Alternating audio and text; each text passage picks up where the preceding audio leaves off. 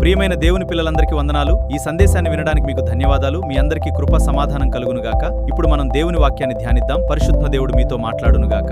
వాక్యంలోకి వెళ్దాం. చదవబడినటువంటి వాక్యము మత్తయి సువార్త 25వ అధ్యాయము 5వ వచనం ఒకసారి మొదటగా మనం చూద్దాం.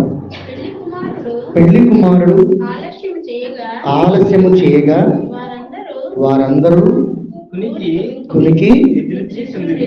చాలా మంది ఇప్పుడు ఒక ప్రశ్న అడుగుతారు. ఇప్పుడు 10 మంది కన్నికలు యేసుక్రీస్తుని పెళ్లి కుమారుని ఎదుర్కోవడానికి వెళ్ళి ఉన్నారు. అందులో 5 మాత్రమే యేసుక్రీస్తుతో అంటే పెళ్లి కుమారుడితో లోపలికి వెళ్ళారు. 5 పెళ్లి కుమారుడితో లోపలికి వెళ్ళలేదు. మరి ఈ 5 అక్కడ నిద్రించడం అనేటువంటిది ఉన్నది. అంటే ఈ 10 మందిలో ఎంతమంది పడుకున్నారు, ఎంతమంది పడుకోలేదు? యేసుక్రీస్తుని ఎదుర్కోవడం అనేటువంటిది వెళ్ళినప్పుడు, ఆయన రావడం అనేటువంటిది ఆలస్యమైనప్పుడు వాళ్ళు నిద్రపోయారు. అందరూ ఎంతమంది నిద్రపోయారు, ఎంతమంది మెలకుగా ఉన్నారు? అది పూర్వకాలం నుంచి అలాగే చెప్పుకుంటూ వస్తున్నారు కదా. కానీ ఇప్పుడే చదివాం వాక్యం. చూడండి ఒకసారి, ఎంతమంది నిద్రపోయారు? 10 మంది కూడా నిద్రపోయారు. అక్కడ వాళ్ళు చాలా మంది ఏమనుకుంటారంటే, వాక్యం చెప్పేటప్పుడు చాలా మంది ఏమంటారంటే, యేసుక్రీస్తుని ఎదుర్కొనేటప్పుడు 5 నిద్రపోయారు, 5 మెలకుగా ఉన్నారు, కాబట్టి మనం కూడా దేవుడు వచ్చే లోపల మెలకుగా ఉండాలి అని దేవుడు వాక్యం చెప్తూ ఉంటారు. ఆయన దొంగవలే అంటే ఆయన దొంగగా వస్తాడని కాదు, కానీ దొంగ వచ్చేటువంటి సమయం అనేటువంటిది మనకు ఒక ఉదాహరణగా తెలియజేస్తుంది. ఎప్పుడు వస్తాడో అంటే దొంగ ఎక్కువగా ఎప్పుడైతే నిద్రపోతారో మనుషులు అనేటువంటి వాళ్ళు, ఆ సమయాన్ని చూసి అతను రావడం అనేటువంటి జరుగుతుంది. అలాగనే దేవుడు కూడా ఏ సమయంలో వస్తాడో మనకు తెలియకుండా వస్తూ ఉంటాడు. కాబట్టి 5 కన్నికలు నిద్రపోయారు, 5 కన్నికలు మెలకుగా ఉన్నారు. కాబట్టి మనం మెలకుగా ఉన్న కన్నికల వలె మనం దేవుణ్ణి ఎదుర్కొని చూస్తూ ఉండాలని చాలా మంది ప్రసంగాలు చెప్తూ ఉంటారు. కానీ అక్కడ 10 మంది కన్నికలు కూడా నిద్రపోయారు. 5 మెలకుగా ఉండి 5 ఉండడం అనేటువంటిది కాదు. అంటే నిద్రపోయిన వాళ్ళకి ఏమో దేవుడు రాజ్యం రాదు, నిద్రపోకుండా మెలకుగా ఉన్నటువంటి వాళ్ళకి మాత్రం దేవుడి రాజ్యం వస్తుంది అనేటువంటిది కాదు. అక్కడ ఎందుకని ఆ కన్నికలు పెళ్లి కుమారుడితో పాటు లోపలికి ఎదుర్కొనలేకపోయారు అని అంటే, వారి బుడ్డిలో నూనె లేకపోవడం వల్ల మాత్రమే వెళ్ళిపోతున్నారు. ఆ నూనె అనేటువంటిది సంపాదించుకోవడానికి వెళ్ళడం వల్ల వాళ్ళ పెళ్లి కుమారుడితో ముందుకి వెళ్ళలేకపోయారు. అదేంటి నూనె అనేటువంటిది ఏంటి అని అంటే, విశ్వాసము అని మనకి తెలియజేస్తుంది. సత్యము, దేవుని యొక్క మాటలు అనేటువంటివి సత్యాన్ని మనం పోగు చేసుకోకపోతే, దేవుని యొక్క మాటలు అనేటువంటివి ఆ నిజమైనటువంటి విశ్వాసపూరితమైనటువంటి మాటలు మనం పోగు చేసుకోకపోతే ఎట్టి పరిస్థితుల్లో కూడా మనం దేవుణ్ణి ఎదుర్కోగలిగేటువంటి సజీవంలోనికి వెళ్ళగలిగేటువంటి జీవితాన్ని మనం పొందుకోలేము. మరి ఆ సత్యమైనటువంటి మాటలు ఏంటి అని మనం ఆలోచన చేసినట్లయితే, ఈ రోజున నేను కాకినాడ నుంచి వస్తూ ఉంటుంటే చాలా మంది సమాధుల మీద కొవ్వొత్తులు వెలిగించడము, లేకపోతే వాళ్ళు రోడ్డు మీద ఒక సిలువను మోసుకుని వెళ్ళడము, ఇవన్నీ కూడా చేస్తూ ఉంటున్నారు. మొన్న దినమున తాడేపల్లిగూడెం వెళ్ళాము. తాడేపల్లిగూడెం వెళ్తే అక్కడ మా తమ్ముడు వాళ్ళ భార్యకి బాగోకపోతే అక్కడికి వెళితే రోడ్డు మీద ఒక పెద్ద పొడవాటి సిలువని మోసుకుని అతను ఒక మొలకి ఒక గుడ్డ లాంటిది కట్టుకుని ఆ ఎముకలు కలిగేటట్లుగా చాలా సన్నగా అయిపోయి ఒక సిలువను వీపు మీద మోసుకుంటూ రోడ్డు మీద అలా నడుస్తూ ఉంటుంటే పాస్టర్ గారు ఎదుర పాటలు పాడుకుంటూ వెళ్తూ ఉన్నాడు. అయితే మరి అలాగ చేస్తే మనకి రక్షణ వచ్చేస్తుందా? అలా చెయ్యమని దేవుడు మీరు అలా చెయ్యమని మనకి ఏమన్నా అలా బోధించి ఉన్నాడా? అలా చేయడం వల్ల మనం పొందుకునేటువంటిది ఏంటి? అలా చేయకపోతే పొందుకోకపోవడం అనేటువంటిది ఏమన్నా మనలో ఉన్నదా అని మనం ఆలోచన చేసినట్లయితే, మనుషులు వాళ్ళ ప్రయత్నాల్ని వాళ్ళు చేసుకుంటూ ఉంటున్నారు. ఒకటి, దేవుణ్ణి హేళన చేయగలిగేటువంటిది ఏ ప్రయత్నం మనం చేసినప్పటికీ కూడా అది దేవుడికే అవమానం తప్ప అది దేవుడు నొచ్చుకునేటువంటి విధంగా మనం చేసేటువంటి ప్రతి ప్రయత్నంలో దేవునికి మహిమార్థంగా ఉండాలి అని దేవుని యొక్క వాక్యం తెలియజేస్తుంది. నువ్వు నవ్వుట వలనైనా, తిరుగుట వలనైనా, మాట్లాడటం వలనైనా, మనం జీవించేటువంటి జీవితంలోనైనా ప్రతి దాని గుండా కూడా దేవుడు మహిమపరచబడాలి. అంతే తప్ప దేవుడు అవమానపరచబడేటువంటి విధంగా ఎంత మాత్రం కూడా ఉండకూడదు. ఒక ఆయన ఇలాగే దేవుని విషయంలో ఎంత మాత్రం కూడా దేవుడు ఆయన చనిపోలేదు, లేకపోతే చనిపోయి ఉండడు, లేకపోతే తిరిగి పునరుద్ధానం అనేటువంటిది అయి ఉండడు అని నిరూపిద్దామని ఒక ఆయన అనుకున్నాడు. ఆయన ఒక మంచి పెద్ద లాయరు. ఆ లాయరు ఈయన గురించి నిరూపిద్దామని చెప్పి దగ్గర ఎన్ని ప్రయత్నం చేశాడు అంటే 30 సంవత్సరాలు ప్రయత్నం ఆయన చేసి ఉన్నాడు. ఈయన తిరిగి లేవలేదు అని అనేక రకాలైనటువంటి ఏమంటారు ఆనవాళ్ళు, లేకపోతే ఎన్నో నిరూపించాలని చెప్పి సైంటిఫిక్గా ఎన్నో రకాలుగా అతను ప్రయత్నం చేసి కోర్టు ద్వారా తీర్మానం తీసుకురావడానికి ఆయన ప్రయత్నం చేశాడు. ఒక లాయర్, ఆయన పేరు ఏంటంటే నేను నోట్ చేసుకున్నాను, ఆయన పేరు మోషన్ అనేటువంటి ఆయన, వెన్సిస్ మోషన్ ఏదో పేరుంది ఆయన పేరు.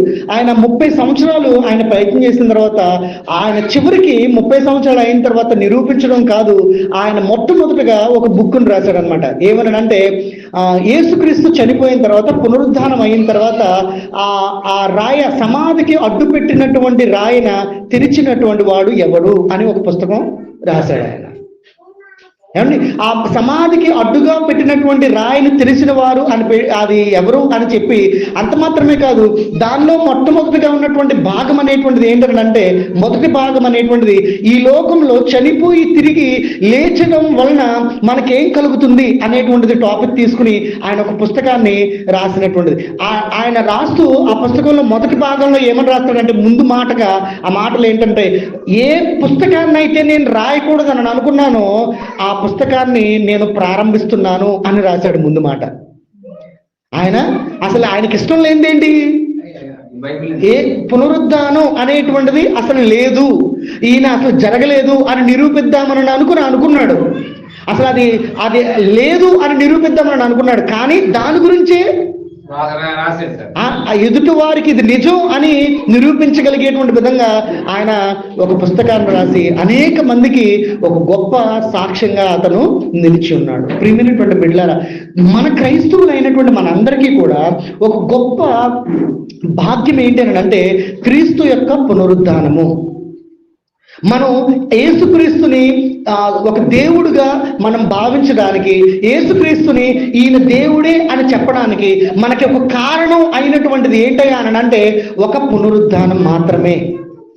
మిగతా దేవుళ్ళు, మిగతా దేవతలు అనేక మంది ఉన్నారు, వారందరూ కూడా కానటువంటిది ఏంటంటే పునరుద్ధానం అనేటువంటిది వాళ్ళు ఎవరికి కూడా అయ్యారని ఎక్కడా కూడా రాయలేదు. మనం ఒకసారి ఆలోచించుకున్నట్లయితే మనకి ఎవరు సత్యసాయి బాబా అనేటువంటి ఆయన మరి చనిపోతాడు అని చెప్పి చనిపోయిన తర్వాత చాలా రోజుల వరకు ఆయన చనిపోవడాన్ని బయటికి చెప్పలేదు. ఎందుకని, ఆయన దేవుడు అని చెప్పి వాళ్ళు అన్నారు కాబట్టి ఆ దైవత్వం అనేటువంటిది ఎక్కడ కోల్పోయి మనుషుల మధ్యలో వ్యతిరేకత వస్తుందో అని చెప్పి ఆయన చనిపోయాడు అనేటువంటి విషయాన్ని ఎవరికి కూడా చెప్పడానికి సంకోచించారు. కానీ యేసుక్రీస్తు అయితే ఆయన చనిపోయాడు అనేటువంటి మాట ప్రపంచవ్యాప్తంగా తెలిసేటట్టుగా, ఆ క్షణమే తెలిసేటట్టుగా చేయగలిగారు. అంత మాత్రమే కాదు, ఆయన చనిపోయిన తర్వాత తిరిగి లేచినటువంటి మాట కూడా ప్రపంచవ్యాప్తంగా కూడా ఆయన నిరూపించబడినటువంటి పరిస్థితి మనం కలిగి ఉన్నాం. కనుకనే ఆయన నిజమైనటువంటి దేవుడిగా మనం కలుగజేస్తూ ఉన్నాం. ఆ యేసుక్రీస్తు ఈ లోకంలో 100% నరుడుగా ఉన్నాడు, 100% నరుడుగా ఉన్నాడు, 100% దేవునిగా కూడా జీవించగలిగి ఉన్నాడు. ఈ రెండింటి మధ్యలో మనం చెప్పలేనటువంటి దూరం ఉంది.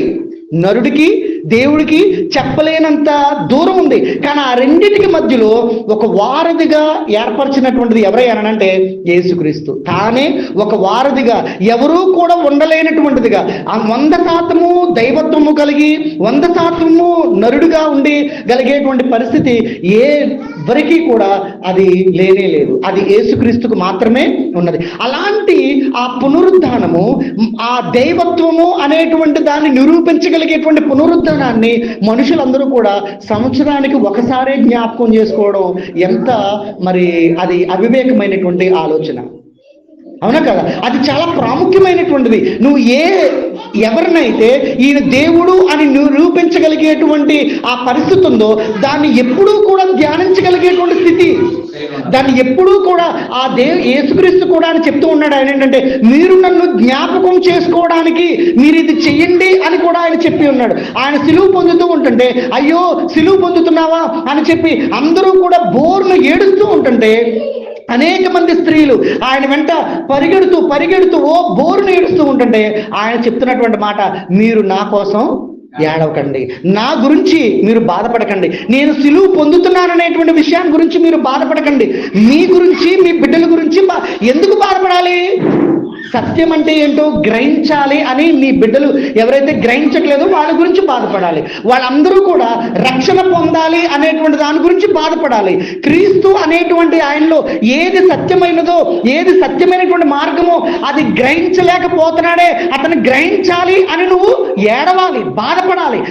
వాళ్ళు కూడా మరి 5 బుద్ధి లేని కన్నికలులాగా వాళ్ళు వెళ్ళిపోయినట్టుగా కాకుండా యేసుక్రీస్తుతో పాటు, పెళ్లి కుమారుడితో పాటు అయ్యో నా బిడ్డలు కూడా ఉండాలని నువ్వు దాని గురించి నువ్వు బాధపడాలి. కానీ మనుషులందరూ కూడా ఈ రోజున దేని గురించి బాధపడుతున్నారని అంటే, ఆయన సిలువ 40 రోజులు ఆయన ఉపవాసం ఉన్నాడని వీళ్ళు కూడా 40 రోజులు ఉపవాసం ఉండి బాధపడుతూ ఉంటున్నారు. దేనికోసం బాధపడుతున్నారు? అయ్యో మాకు పరలోకం రావాలి ప్రభువా, మాకు పునరుద్ధానం కలిగినటువంటి నీ యొక్క దానిలోనికి మమ్మల్ని కలుపుకోవడానికి నువ్వు బాధపడాల్సింది పోయి దేని గురించి బాధపడుతున్నారండి? సిలువ, యేసుక్రీస్తు సిలువ కోసం బాధపడుతున్నారు. అంత మాత్రమే కాదు, ఆయన ఉపవాసం చేసి ఉన్నాడని 40 రోజులు వీళ్ళు కూడా ఉపవాసం చేసి వాళ్ళ శరీరాన్ని బాధపరుచుకుంటున్నారు. దేవుడు బాధపడమన్న దానికోసం బాధపడకుండా ఎవరి గురించి బాధపడుతున్నారు? వీళ్ళు సిలువ వేసినటువంటి యేసుక్రీస్తుని చూసి బాధపడుతున్నారు. కానీ దాని గురించి కాదు మనం బాధపడాల్సింది. మనం రక్షణ పొందలేకపోతున్నామే, నిజమైనటువంటి సత్యమైనటువంటి మార్గాన్ని మనం తెలుసుకోలేకపోతున్నామే. ఏదైతే సత్యమైందో ఆ సత్యం గురించి మనం బ్రతకకుండా ఒక వ్యాపార నిమిత్తంగా, లేకపోతే మన పూర్వీకులు చేసినటువంటి పాటించినటువంటి ఆచారాల నిమిత్తంగా మనం భక్తిని కొనసాగింప చేస్తున్నామని వాటి గురించి మనం బాధపడాలి. అలాంటి వాటిని విడిచిపెట్టలేకపోతున్నామే అని వాటి గురించి మనం బాధపడాలి. అయ్యో నా బిడ్డలు సత్యాన్ని గ్రహించాలి, వారు నిజమైనటువంటి రక్షణలోకి నడవాలి అని వాటి గురించి మనం బాధపడాలి. అది బాధపడుతూ మనం దేని గురించి జ్ఞాపకం చేసుకోవాలంటే ఆయన పునరుద్ధానాన్ని మనం జ్ఞాపకం చేసుకోవాలి. అది ఆదివారం రోజున, ఎప్పుడో పలానా రోజున సంవత్సరానికి ఒక పండుగ వచ్చినప్పుడు కొత్త బట్టలను తీసుకుని వెళ్ళి ఆ రోజు మాత్రమే మందిరంలోనికి వెళ్ళి నువ్వు ఒక పండగలా చేసుకుంటామని అంటే అది నిజమైనటువంటి నీకు రక్షణ వచ్చినటువంటిదిగా కానే కాదు. నీ జీవితం మొత్తము కూడా ప్రతి నిమిషము, ప్రతి గంట, ప్రతి గడియ కూడా దేవుని గురించి జ్ఞాపకం చేసుకోగలిగేటువంటిది అలాంటి పునరుద్ధానం. దేవుడు నా కోసం ఆయన ఎంతగా ప్రెషర్ అయ్యాడనంటే, ఎంతగా బాధపడ్డాడనంటే, చూడండి బీపీ వచ్చినప్పుడు, మనిషిలో బీపీ వచ్చినప్పుడు ఏమొస్తుంది? కోపం వస్తుంది అని అంటారు. ఇంకా ఎక్కువైపోయిందని ఏమవుతుంది? బ్లడ్ అంతా చిక్కబడిపోతుంది అని అంటారు. బ్లడ్ చిక్కబడిపోతేనే వచ్చేది ఏంటి? బీపీ. ఎందుకు బీపీ వస్తుందయ్యా అని అంటే, ఎక్కువ ఆలోచించుతున్నావు, ఎక్కువ వరి అవుతున్నావు, ఎక్కువగా దేని గురించో బాధపడిపోతున్నావు, అందుకనే నీకేమొచ్చిందని అంటారు? బీపీ వచ్చింది అని అంటే, ఒక బీపీ అనేటువంటిది గుండె మిషను స్పీడ్గా పంపు చేస్తూ ఉంటుంటే ఆ లోపల వచ్చేటువంటి ఆ యొక్క రక్తం ఏమవుతుంది అని అంటే నవరంధ్రాల్లోంచి కూడా అది బయటకు వచ్చేసేటువంటి పరిస్థితి అయిపోతుంది అనమాట. ఎక్కువ బీపీ అయిపోతే అదే కళ్ళల్లోంచి కూడా బీపీకి రక్తం వచ్చేస్తూ ఉంటుంది. ఎంత రక్తం అంటే యేసుక్రీస్తుకి ఎంత ప్రెషర్ అనుభవించాడనంటే, ఆయన స్వేద రంధ్రాల్లోంచి, చర్మంలో ఉన్నటువంటి రంధ్రాల్లోంచి కూడా రక్తం వచ్చేటువంటి ప్రెషర్ని ఆయన అనుభవించి ఉన్నాడు. అలాగా అంటే ఆయన ఎంతగా ఆలోచించి ఉన్నాడు. దేని గురించి ఆలోచించాడు? సిలువ గురించి ఆలోచించాడా? లేకపోతే ఆయన పడేటువంటి శ్రమ గురించి ఆలోచించాడా? కొరడా దెబ్బలు కొట్టేటువంటి దాని గురించి ఆలోచించాడా? లేకపోతే మొహం మీద ఉమ్ము వేసి, లేకపోతే ముళ్ళ కిరీటం పెట్టించుకోవడానికి అయ్యో ఇంత బాధ అనుభవించాలా, ఇంత శిక్ష అనుభవించాలా అన్న దాని గురించి ఆయన బాగా ఆలోచించాడా? దేని గురించి ఆలోచించాడు? మనుషుల గురించి ఆలోచించాడు. ఆయన ఎందుకని ఆయనకి ఆలోచన వచ్చిందంటే, ఎందుకని అంత ప్రెషర్ వచ్చిందని అంటే, మనుషులకి నేను ఎంత చేస్తూ ఉన్నా వాళ్ళ కోసమే దైవత్వాన్ని విడిచిపెట్టి ఈ లోకంలోనికి వాళ్ళు 100% ఎలాంటి దైవత్వం అనేటువంటిది లేకుండా 100కి 100% మనుషుడుగానే ఈ లోకంలో వాళ్ళని ప్రేమించి నేను ఈ లోకంలోనికి వస్తే వాళ్ళు ఏం చేయట్లేదు, నన్ను పట్టించుకోవట్లేదు, వాళ్ళు నన్ను గుర్తించట్లేదు, సత్యమేంటో గ్రహించకుండా వాళ్ళు ఏం చేయబోతున్నారు, నన్ను సిలువుకి అప్పగించబోతున్నారు. దాని గురించి ఆయన బాధపడుతూ ఉన్నాడు. దాని గురించి ఆయన ఎంతగానో కుమిలిపోతూ ఉన్నాడు. ఆయన దేవుడికి బాధ ఉంటుందా అని అంటే ఎస్, దేవుడికి బాధ ఉంటుంది. మనుషుల్ని చూసి మొట్టమొదటిగా ఆయన ముఖము వెనక్కి తిప్పుకుని కన్నీరు విడిచిన రాయబడి ఉంది కదా మన బైబిల్ గ్రంథంలో. మరి దేవుడికి ఎవరు ఉంటే బాధ కలుగుతుంది, ఎవరంటే ఏడుపు వస్తుంది? చూడండి, ఇంట్లో ఉన్నారని అనుకోండి, పక్కింటి వాళ్ళు ఎవరో వచ్చారని అనుకో, ఒరే ఎదవా అలే అలా అని చెప్పి ఏదో తిట్టారని అనుకోండి, ఒరే నేను కదరా నువ్వే రాది అని అంటాం. అదే అమ్మ తిట్టింది అనుకోండి, ఏం చేస్తారు ఏమండి? కాముగా ఉండడం, మూలకెళ్ళి ఏడుతాడు. అమ్మ తిడితే, లేకపోతే అమ్మ తిట్టిందని అనుకోండి, అమ్మకి వ్యతిరేకంగా నేను కాదే నువ్వే అని అంటాడు. అదే రే అని నాన్న కరుపరిపాడు అనుకో, తిట్టడు, ఏమి చేయడు, ఏమి దవడు, ఏరా అని ఒక్క అరుపు అలిపితే సైలెంట్గా కుందేలు పిల్లలాగా మూలకెళ్ళిపోయి ఏడుతుంటాడు. ఎరా నాన్న కొట్టాడా నిన్ను, నాన్న నిన్ను చేయి చేసుకున్నాడా, దేంతో అన్న కొట్టాడా నిన్ను, ఎందుకు ఇలా ఏడుతున్నావు అని అంటే ఆడికి ఎందుకు అంత బాధ? నానంటే ఆడికి ఎక్కువ ఇష్టం కాబట్టి, నానంటే ఎక్కువ ప్రేమ కాబట్టి, ఎవడన్నా తట్టుకోగలుగుతాడు. కన్న తల్లైనా అన్న కొట్టినా కూడా తట్టుకోగలుగుతాడు, చిచ్చి అని చెప్పి దూరంగా పారిపోతాడు. కానీ నాన్న మాత్రం ఒక్క కేకైతే ఆడు సైలెంట్ అయిపోయి మూలకెళ్ళి ఎందుకు కూర్చుని ఏడుతూ ఉంటాడని అంటే, కొట్టకపోయినా నానంటే అంత బాధ, అంత ఇష్టం, అంత గౌరవం వాడికి. అందుకనే ఆ ఏడుపు తన్నుకుని వస్తూ ఉంటుంది. దేవుడికి కూడా అంతే. సాతాను ఒకవేళ తనకి తప్పుగా చేసినా, ఎన్నో దేవదూతలు తనకి వ్యతిరేకంగా నడిచినా, ఏం చేసినా దేవుడు ఏమాత్రం కూడా అనుకోలేదు. కానీ ఒక మనుషుడు తను ప్రేమించి ఇష్టపడి చేసినటువంటి మనుషుడు తనకి వ్యతిరేకంగా తప్పు చేస్తూ ఉంటుంటే, వ్యతిరేకంగా పాపం చేస్తూ ఉంటుంటే దేవుడు నొచ్చుకుని అతన్ని ప్రేమిస్తూనే ఉంటున్నాడు తప్ప అతనికి ఎంత మాత్రం కూడా ఏ హాని చేయట్లేదు. దేవుడి ప్రేమ అంత గొప్పది. దేవుడి ప్రేమ అలాంటి గొప్పగా అయినటువంటి ఆ ప్రేమని, ఆ దైవత్వం కలిగినటువంటి ఆ ప్రేమని మనం ఏం చేస్తున్నామంటే మనకి ఇష్టం వచ్చినట్టుగా, మనకు తోచినట్టుగా. చూడండి, మనం చదివినటువంటి ఈ మాట చూద్దాం ఒకసారి. మనం కొరింథీయులకు రాసినటువంటి మొదటి పత్రిక 15వ అధ్యాయము 12వ వచనం ఒకసారి చూద్దాం.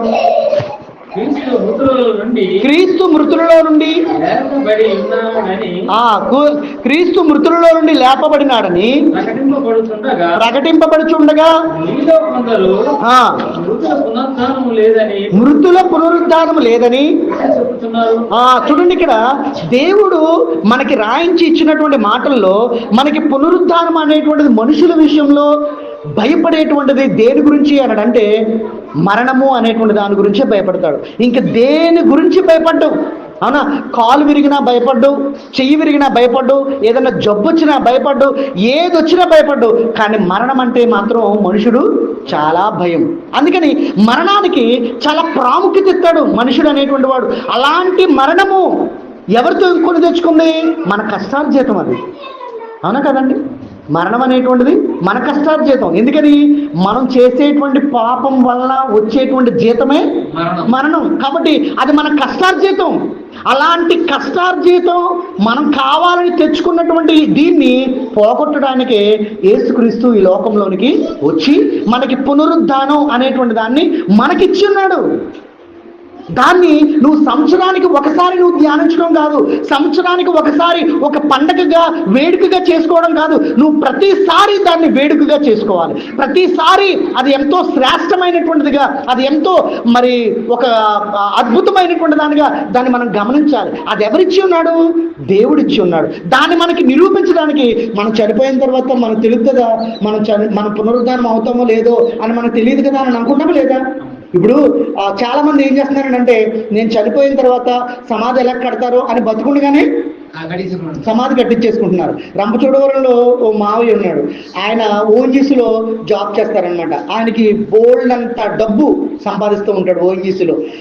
ఆవిడ స్కూల్ హెడ్ మాస్టర్ అనమాట. ఆవిడ కూడా బోల్డ్ అంత డబ్బు, కానీ వాళ్ళకి పిల్లలు లేరు. ఇద్దరే. ఎవరు చూసినా మరి మీ ఆస్తి ఎవరికి ఇస్తారు, మీ ఆస్తి ఎవరికి ఇస్తారని ఐటీడీ వెనకలో పెద్ద బిల్డింగ్ కట్టుకున్నారు. వాళ్ళు ఏం చేస్తారంటే మీ ఆస్తి ఎవరికి ఇస్తారు, మీ ఆస్తి ఎవరికి ఇస్తారు, మా పాపని మీరు పెంచుకోండి, మా పాపని మీరు పెంచుకోండి అని అంటూ ఉండేవాడు. మరి వాళ్ళ ఆలోచన ఏం చేసుకున్నారో ఏంటో తెలియదు. వాళ్ళ ఆవిడ చనిపోయింది. వాళ్ళ ఆవిడ చనిపోతే వాళ్ళ ఆవిడ చనిపోయిన తర్వాత సమాధి అన్ని కూడా చేసిన తర్వాత వాళ్ళ ఆయన ఏమనుకున్నాడంటే మావయ్య గారు ఆయన బ్రతికుండగానే ఒక సమాధిని చేయించుకున్నారు. ఆయన చేయించుకుని ఆయన చనిపోయిన తర్వాత వీళ్ళెవరూ కూడా నన్ను చూడరు, ఎట్టి పరిస్థితిలో ఆస్తిని తీసుకుంటారు కానీ వీళ్ళెవరు కూడా చూడరు అని చెప్పి ఆయన బ్రతికుండగానే సమాధిని చేయించుకుని అండి తన భార్యని సమాధి చేసిన తర్వాత తనకు కూడా సమాధి చేయించుకుని అతను చనిపోయినాడు.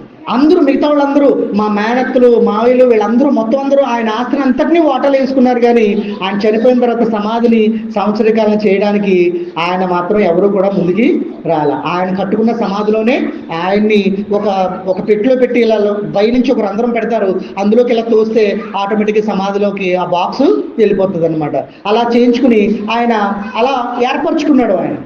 అదే ఈ లోకంలో ఉన్నటువంటి మనుషులు అనేటువంటి వాళ్ళు మన చుట్టూరు ఉన్నటువంటి ఆస్తుపాస్తులు, మన చుట్టూరు ఉన్నటువంటి ఆస్తి కోసం వీటి కోసమే చూస్తారు తప్ప మనుషుడు అనేటువంటి అతన్ని ఎంత మాత్రం కూడా ప్రేమించడు. ఒక మావయ్య ఉన్నాడు, ఆయన మా మేనత్తే వాళ్ళ కూతుర్నే పెంచుకున్నాడు అనమాట. పెంచుకుంటే ఆమె ఏం చేసిందనంటే ఇతను మా మేనత్తే చనిపోయింది. చనిపోతే ఆయన చూస్తారు కదా మరి ఆస్తి అంతా కూడా నా తర్వాత మీకే అని చెప్పిన తర్వాత వాళ్ళ ఇంటికి వెళ్ళిన తర్వాత ఆయన ఏం చేస్తుందంటే హాస్పిటల్లో జాయిన్ చేసి హాస్పిటల్లో ఇంకా మీరు చచ్చిపోతారంట, మీకు ఇంకా ఎంతో కాలం లేదంట, మరి ఇప్పుడే మీరు అన్ని వీలునామాలు మొత్తం అన్ని కూడా మా పేరు మీద రాసేస్తే బాగుంటుందని చెప్పానని అంటే సరేమ్మా అని చెప్పి అంబులెన్స్లో తీసుకెళ్లారు. మొత్తం అన్ని రాయించేశారు, అన్ని ఇది చేసేసారు, అంతా బాగానే ఉంది. ఈయన చనిపోతాడు, అంతా ఇదైపోయింది. ఇంకా సరే అయితే మనం ఆస్తి మొత్తం రాసిన తర్వాత సరే నాన్న మరి మా అంకులు ఇంటికి వెళ్దాం పదండి అని చెప్పి ఇంటికి తీసుకెళ్ళిపోయిన తర్వాత భార్య భర్తలు ఇద్దరూ కూడా అంకులు తోముతూ మాట్లాడుకుంటున్నారంట. ఆయన లోపల పడుకున్నాడు, వీళ్ళు అంకులు తోముకుంటూ మాట్లాడుతున్నారంట. ఎవరు మాట్లాడుతున్నారంట అంటే ఈ ఇంకా చచ్చిపోవట్లేదు, ఇంటి తొందరగా చచ్చిపోతే బాగున్నాను అనుకుంటున్నారంట వాళ్ళిద్దరు. ఎందుకని ఈ ఆస్తి ఇంకా మన మీదకి రావట్లేదు, ఇది తొందరగా చచ్చిపోతే మొత్తం మనం తీసుకుని చక్కగా హ్యాపీగా ఎంజాయ్ చేద్దాం అన్నమాట. ఆ విన్న తర్వాత ఆయన వచ్చి సైలెంట్గా నీళ్ళు తాగుతూ ఉండండి ఈ మాటలు విన్నాడంట. మాటలు విన్న తర్వాత వెంటనే వాళ్ళిద్దరిని పట్టుకుని ఒక్క సెకండ్ నా ఇంట్లో ఉంటే మిమ్మల్ని నేను జైలుకి అప్పగిస్తాను, ఏదైతే ఆస్తి మీ పేరు మీద రాశానో అంతా తిరిగి నా పేరు మీద రాయాలి, ఎట్టి పరిస్థితుల్లో ఇదిగో పలానా 2 రోజులు మీకు టైం ఇస్తున్నాను అని మొత్తం ఆస్తి అంతటిని కూడా తిరిగి రాయించుకున్నాడు. ఇప్పటికీ ఏ జబ్బు లేకుండా హాయిగా బతుకుతున్నాడు అక్కడే కనాల్లో. చూసారా, ఆస్తి గురించి మనుషుల్ని నానా రకాలుగా ఇంకా గవర్నమెంట్ జాబ్ హోల్డర్లు అయితే ఏం చేస్తారో తెలుసా, ఇంకా రిటైర్డ్ అవడానికి ఒక 5 సంవత్సరాలు 10 సంవత్సరాలు ఉన్నాయని అనుకుంటే ఎవరికైనా అనారోగ్యం వచ్చింది అని అంటే వాళ్ళు భయపడిపోయి ఎక్కడికో దూర ప్రాంతాలకు వెళ్ళిపోతున్నారంట గవర్నమెంట్ ఉద్యోగస్తులు. ఎందుకని ఇప్పుడు ఇతను చనిపోయాడు అనుకోండి, ఆ ఉద్యోగం పిల్లలకి ఇస్తారు కదా, అందుకని హాస్పిటల్లో పెట్టి తల్లిదండ్రులు చంపేస్తున్నారంట. పిల్లలు ఎంత దారుణమైనటువంటి పరిస్థితులు ఉంటున్నాయో చూసారా. ఈ రోజున మనం నమ్మగలిగేటువంటిది దేవుణ్ణి ఒక్కడనే. ఆయన అంటున్నాడు ఏమన్నా తెలుసా, మీరు ఈ లోకంలో ఎంత సంపాదించినా, మీరు ఈ లోకంలో ఎంత కూడగట్టుకున్నా, మీరు పరలోక రాజ్యంలోనికి చేరగలిగినప్పుడు మీరేమీ కూడా పట్టుకుని వెళ్ళలేదు. కానీ ఈ లోకంలో సంపాదించగలిగేటువంటిది ఏదైనా ఉన్నదని అంటే అది సంపాదించిన ప్రతి ఒక్కటి చిమ్మటి కొడుతుంది. కానీ దేవుని యొక్క ప్రేమను మీరు సంపాదించుకోవాలి. ఆయన కోసం మనం నీతిగా యథార్థంగా మనం బ్రతకగలిగేటువంటి జీవితము మనం జీవించాలి. అప్పుడు మనకి ఏం కలుగుతుందని అంటే బుద్ధి కలిగినటువంటి కన్నికల్లాగా మనం ఎక్కడికి వెళ్ళగలుగుతామంటండి, పరలోక రాజ్యంలోనికి ఆయనతో పాటు మనం వెళ్ళగలుగుతాం. ఒక పునరుద్ధానం అనేటువంటిది లేదని ఈ రోజుకి కూడా నువ్వు చనిపోయిన తర్వాత ఏమవుతావు ఏంటో నీకు తెలియదు కనుక నువ్వు ఈ దేవుడు ఆ దేవుడు అనడం అనవసరం అని చెప్పి చాలా మంది చనిపోయిన తర్వాత ఇంక వేరేది ఏదీ లేదు, నువ్వు బ్రతికుండగా సంపాదించుకుని వచ్చిన దాన్ని తృప్తిగా నువ్వే ఎంజాయ్ చేసుకుంటూ నువ్వు బ్రతికిందే జీవితం అని చాలా మంది కూడా చెప్తూ ఉంటున్నారు. అందుకనే ఈ రోజున కాదు ఆ రోజునే ఇలాంటి పరిస్థితులు వస్తాయని ముందుగా మనకి ఇక్కడ రాసి ఉన్నాడు. ఏమని అంటున్నాడు అక్కడ చూడండి ఒకసారి, మళ్ళీ చదవండి మాట. లేపబడి ఉన్నాడని ప్రకటింపబడుచుండగా మీలో కొందరు మృతుల పునరుద్ధానము లేదని యేసుక్రీస్తు దాన్ని అందుకనే మనకి నిరూపించి ఉన్నాడు. ఏమన్నాడంటే, ఇదిగో మీరు ఒకవేళ నేను చెప్పితే అది ఉందో లేదో అని అనుమానం వస్తుందేమో, కావాలంటే ఇదిగో చూడండి అని చెప్పి ఆయనే మనుష్య రూపంగా వచ్చి చనిపోయి సమాధి చేయబడి ఆయన తిరిగి లేవడం అనేటువంటిది, పునరుద్ధానం అనేటువంటి చేయడం అనేటువంటిది మనకి నిరూపించున్నారు. అప్పుడు వరకు కూడా ఎవరూ కూడా అతి పరిశుద్ధ స్థలంలోనికి వెళ్ళడానికి లేదు, యాజకులు మాత్రమే వెళ్ళాలి. అది ఎన్నిసార్లు వెళ్ళాలి? సంవత్సరానికి ఒకసారే అతి పరిశుద్ధ స్థలంలోనికి వెళ్ళేటువంటి వారు. ఈ రోజున దాన్ని నామకంగా తీసుకుని ఈ పునరుద్ధానం అనేటువంటి దాన్ని సంవత్సరానికి ఒకసారి నువ్వు సెలబ్రేట్ చేసుకుని ఆ సంవత్సరానికి ఒకసారి దాని మీద నమ్మకం చూపించినట్లయితే నువ్వు నేను కూడా ఆ పురాతన కాలంలో చేసినటువంటి, జ్ఞానం లేని కాలంలో చేసినటువంటి విధంగా మనం కూడా అలా చేస్తున్నట్టే లెక్క.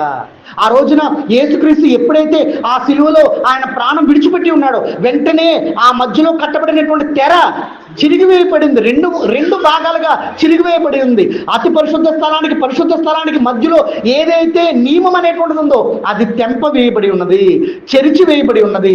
అందుకనే ఈ రోజున ఆ యొక్క యాజకుడే కాదు, నువ్వైనా నేనైనా కూడా దేవుని యొక్క బలి అర్పించగలిగేటువంటి స్థితిలో మనం ఉన్నాము. యేసుక్రీస్తు ఆ శిలువ మరణం అర్పించకపోతే, యేసుక్రీస్తు ఈ భూలోకంలోనికి వచ్చి ఆయన అర్పణ చేయకపోతే ఇప్పటికీ కూడా సంవత్సరానికి ఒకసారి ఆ యాజకుడు అనేవాడు దేవుడికి అర్పణ అర్పించడానికి ఒకసారి మాత్రమే వెళ్ళగలిగేటువంటి వాడు. ఈ రోజున మరి నువ్వు దేవుడు ఇచ్చినటువంటి ఆ పునరుద్ధానం అనేటువంటిది నువ్వు ప్రతిసారి ఆ శిష్యుల దగ్గర ఉండి ఆ రొట్టెను లేకపోతే ఆ ద్రాక్షరసమును, ఇదిగో నన్ను మీరు జ్ఞాపకం చేసుకోవడానికి, మీరు నా పునరుద్ధానమును జ్ఞాపకం చేసుకోవడానికి మీరు ప్రతి ఆదివారము ఏంటండి క్రమము తప్పక ప్రతి ఆదివారము మీరు చేయండి అని శిష్యులకి ఎలాగైతే అప్పగించి ఉన్నాడు. వాళ్ళు ఇంటింటా తిరుగుతూ క్రీస్తు యొక్క పునరుద్ధానాన్ని వాళ్ళు చాటి చెప్పి ఉన్నారు.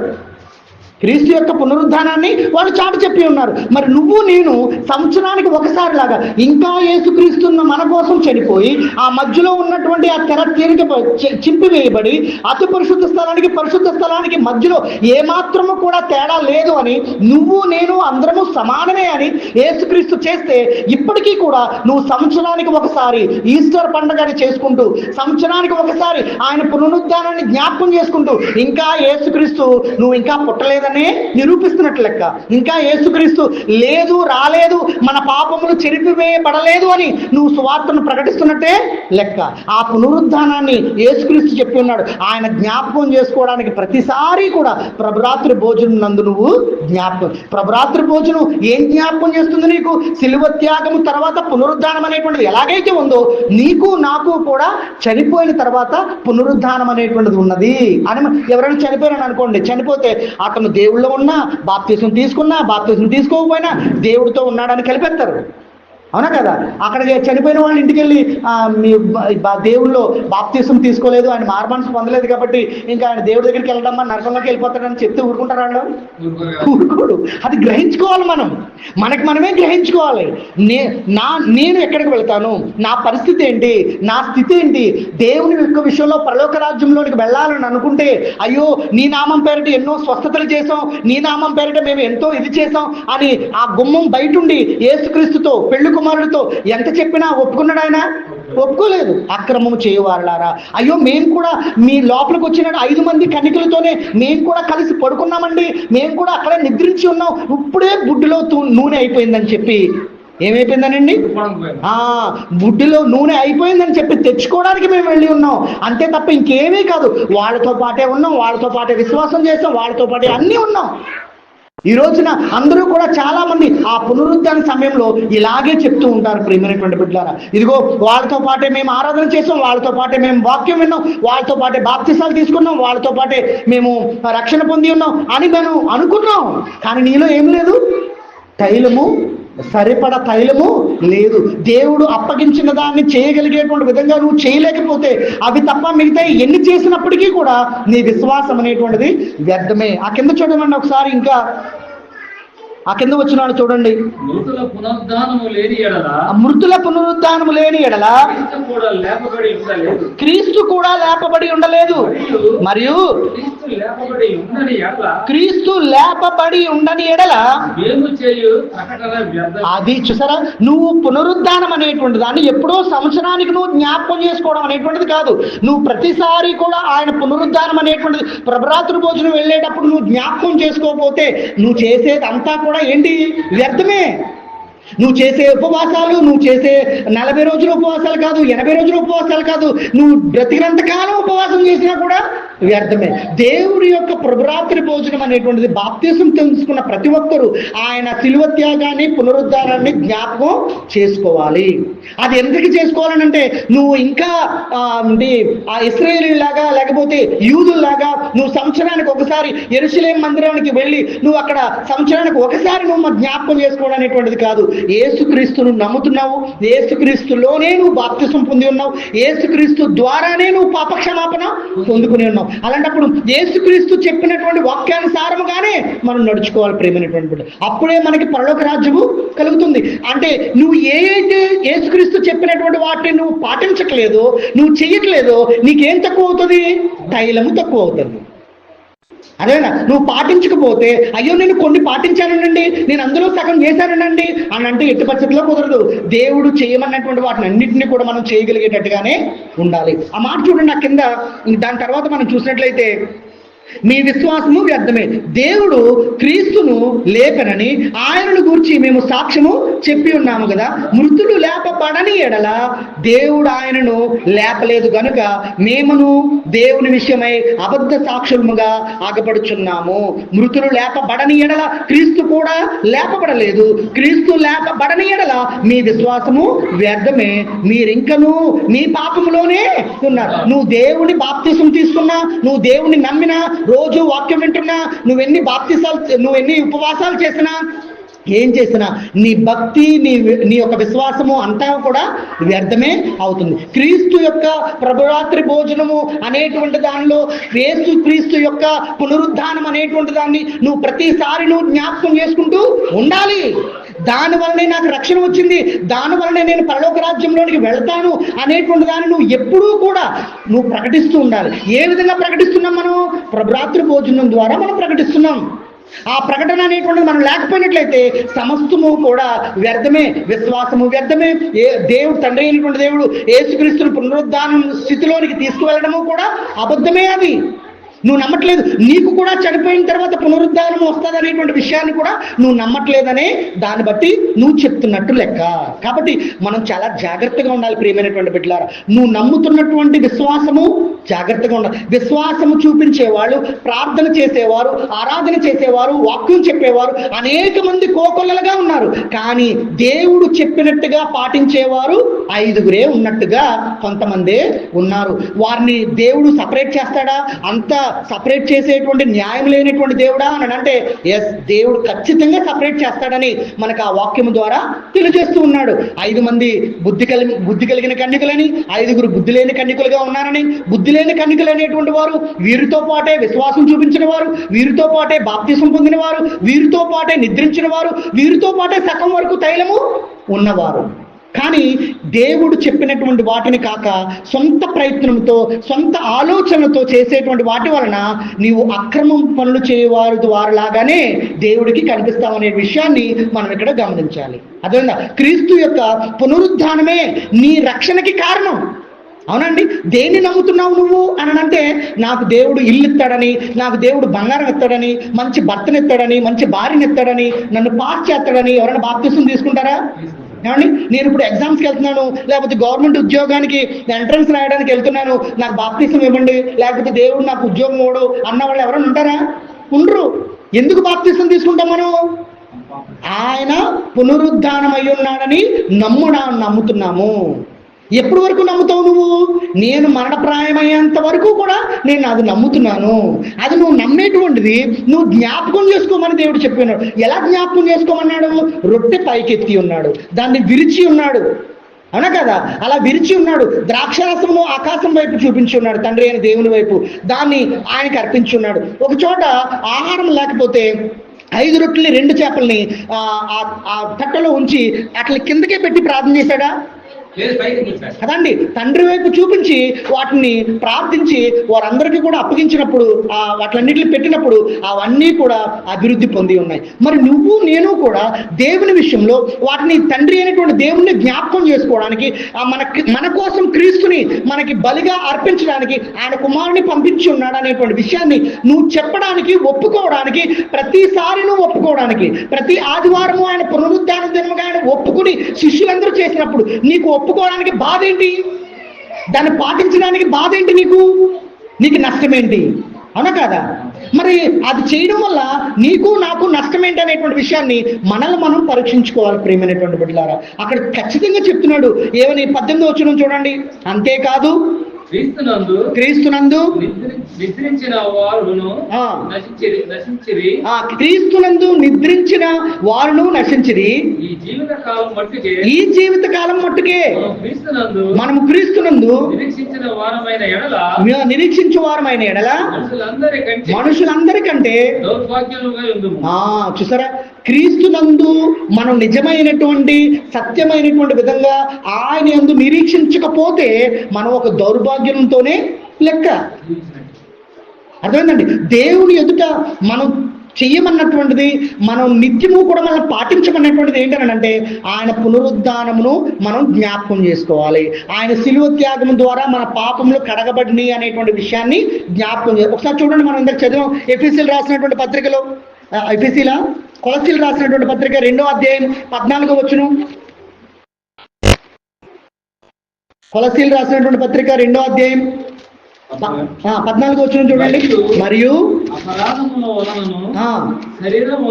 శరీరమందు సున్నతి పొందక యుండుట వలనను మీరు మృతులై ఉండగా దేవుడు రాతరూపకమైన ఆజ్ఞల వలన మన మీద రుణముగాను మనకు విరోధముగాను నుండిన పత్రమును చూడండి ఒకసారి. అప్పుడు ఆ రోజున మోషేకి ఇచ్చినటువంటి పదాజ్ఞలు తన అగ్ని వంటి చేతితో ఆయన ఆ రాతి పలక మీద రాసి ఇచ్చినటువంటి వాటి ద్వారానే మనము ఇది తప్పు ఇది ఒప్పు అని మనం పాపాత్ములం అయి ఉన్నాం. అవునా కదా? ఆ పాపములను ఆయన ఏం చేస్తున్నాడు? ఏ చేతితో రాసి ఉన్నాడో ఆ చేతితో వాటిని అన్నిటినీ కూడా తుడిచివేసి ఉన్నాడు, మన పాపములన్నిటిని. ఇప్పుడు ఇది పాపం, ఇది తప్పు, ఇది ఒప్పు అని చెప్పడానికి దేని ప్రకారంగా నువ్వు పాపం అని ఈ లోకంలో మనం చేయబడుతున్నాము? రాజ్యాంగ ప్రకారంగా. అందులో పలానా ఇదిగో 22/A 33(4)A అనేటువంటి దాని ప్రకారంగా పలానా వ్యక్తి ఈ పని చేసి ఉన్నాడు కనుక ఇతనికి పలానా శిక్ష ఆ రాజ్యాంగంలో రాయబడినటువంటి దాని ప్రకారంగా ఆయన శిక్షించండి. అందులో లేదనుకో అది నీకు శిక్ష కాదు. అందులో ఉంటేనే నీకు శిక్ష, లేకపోతే లేదు. ఇవన్నీ కూడా రాజ్యాంగంలో పొందపరిచి ఉన్నాయి. అందుకని చాలా మంది ఆ రాజ్యాంగాన్ని సవరణ చేస్తూ ఉన్నారు వాళ్ళకు అనుకూలంగా. అర్థమైందండి? అయితే యేసుక్రీస్తు దేవుడైనటువంటి ఆయన రాతితో రాతి పలక మీద రాసినటువంటి ఆయన రాజ్యాంగం ఏంటనంటే పదాజ్ఞలు. ఆయన రాజ్యాంగం, ఆ రాజ్యాంగాన్ని మరి తప్పి చేసినటువంటి వాటిలన్నిటి వల్ల మన పాపం అనేటువంటిది వచ్చింది. దాని ద్వారా మనం అందరం కూడా మరణం అనేటువంటి దానిలోనికి ప్రవేశించి ఉన్నాం. అలాగా మరి దాని ద్వారా మనం అందరం కూడా పాపాత్ములమై ఉన్నాం. అందుకని ఇక్కడ అంటున్నాడన్న, ఏ చేతితో అయితే రాసి ఉన్నారో ఆ చేతితో మన పాపములు ఆయన ఏం చేసి ఉన్నాడు? తుడిచివేసి ఉన్నాడు.